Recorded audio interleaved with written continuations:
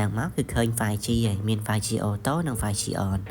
ចឹងអ្នកនរគ្នាអាចយក 5G on ឬក៏យក 5G auto ក៏បានដែរសួស្តីអ្នកនរគ្នាថ្ងៃនេះខ្ញុំនឹងមកប្រាប់អំពីរបៀបក្នុងការបើកប្រើប្រាស់ប្រព័ន្ធ 5G ចឹងឥឡូវនៅកម្ពុជាយើងគឺអាចប្រើប្រាស់បាន 5G ហើយដោយតែខាងក្រសួងប្រៃសណីនិងទូរគមនាគមន៍ប្រកាសចឹងគឺយើងអាចប្រើប្រាស់បានចាប់ពីថ្ងៃទី1ហ្នឹងទៅហើយសម្រាប់ប្រព័ន្ធប្រើប្រាស់បានមាន Smart SIM card និង Smartphone មាន3ប្រព័ន្ធហ្នឹងដែលយើងអាចប្រើប្រាស់ 5G បានហើយយើងប្រើប្រាស់បានហ្នឹងមិនមែនឥឡូវនេះអត់ទាន់បានគ្រប់ខេត្តក្រុងទាំងអស់ទេឥឡូវគឺយើងអាចប្រើបាននៅក្នុងភ្នំពេញហើយនៅតាមបណ្ដាខេត្តមួយចំនួនដូចជា10ខេត្តជាងហើយតាមតំបន់ដែរតំបន់ខ្លះប្រើបានតំបន់ខ្លះប្រើអត់ទាន់បានទេប៉ុន្តែនៅពេលអនាគតគឺខាងក្រសួងនឹង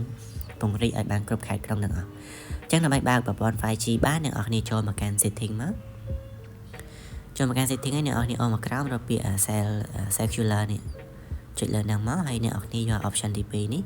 cellular data option នេះចុចលើហ្នឹងមក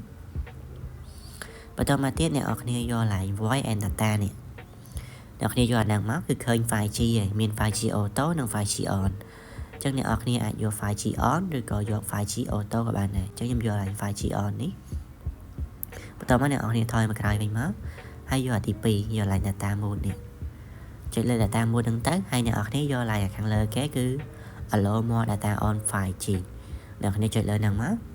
ចឹងបន្ទាប់ពីចុចកន្លែង2ហ្នឹងអស់ហើយអ្នកនរគ្នាអាចរងចាំឬក៏អាចចុច clear refresh ឬក៏ restart ទូរស័ព្ទយើងឬក៏បិទឲ្យបើកមកវិញវាអាចនឹងប្រើបានហើយប្រព័ន្ធ 5G ហ្នឹងព្រោះខ្ញុំបានផ្សាយឲ្យគឺអាចប្រើបានមែនប៉ុន្តែពេលខ្លះប្រើបានពេលខ្លះអត់ដែរវាអត់ដំណើរការ 100% អញ្ចឹងណាព្រោះអីវាតាមតំបន់ដែរអញ្ចឹងអ្នកនរគ្នាអាចបើកកន្លែងហ្នឹងអស់ហើយ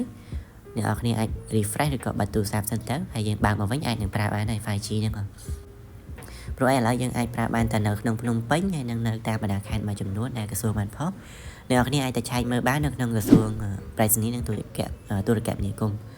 អញ្ចឹងសម្រាប់វីដេអូនេះគឺមានតែប៉ុណ្្នឹងទេអរគុណច្រើនសម្រាប់ការទស្សនា